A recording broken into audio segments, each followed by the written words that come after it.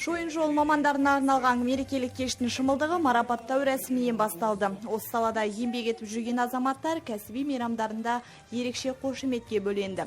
Солардың бірі әскериленген темір жол күзетінде 13 жылдан бері қызмет етіп келе жатқан Мандарбек Исаинов. Ол Қазақстан темір жолы ұлттық компаниясы акционерлік қоғамының басқарма төрағасының алғыс хатына ие болды.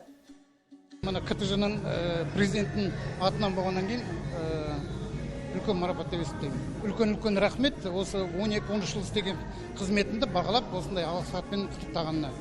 Ал адал еңбек үшін төс белгісімен марапатталғандардың бірі Мұрат Дүйсенов. Оның қарамағындағы 1000-нан аса жұмыскер темір жолдың бойында тиелген жүкті сақтап Қарағандыдан Саяқ станциясына дейін дін аман жеткізеді. Ол бұл марапатын 33 жылдан астам темір жол күзетінде еселі еңбек етіп келе жатқанның жемісі деп біледі.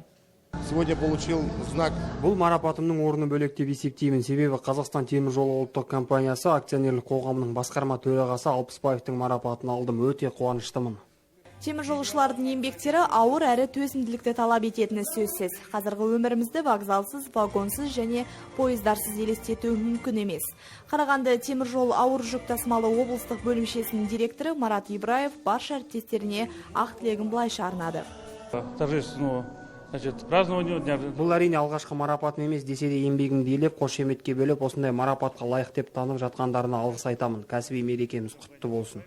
Бұдан бөлек бірнеше қызметкер аймақ басшысы мен қала әкімінің алғыс хатына ие болды. Осы күні олардың құрметіне көңіл серіктер концерттік бағдарламада ұсынылды. Айдан Адастан, Әлжан Айтымбетов, Зарина Зұлпхар, Сарыарқа телеарнасы.